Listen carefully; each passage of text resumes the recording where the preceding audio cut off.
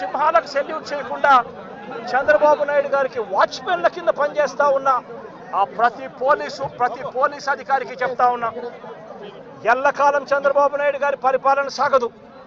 చంద్రబాబు నాయుడు గారి పరిపాలన త్వరలోనే వస్తుంది.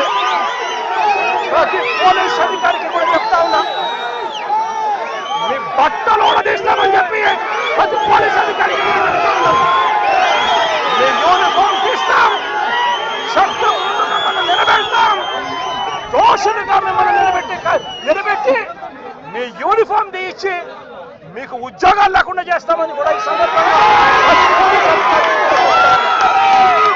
ఇప్పటికైనా చెప్తా ఉన్నా, ప్రతి పోలీస్ అధికారిలో కూడా మార్పు తెచ్చుకోండి. ఎల్లకాలం ఇదే పరిపాలన సాగదు.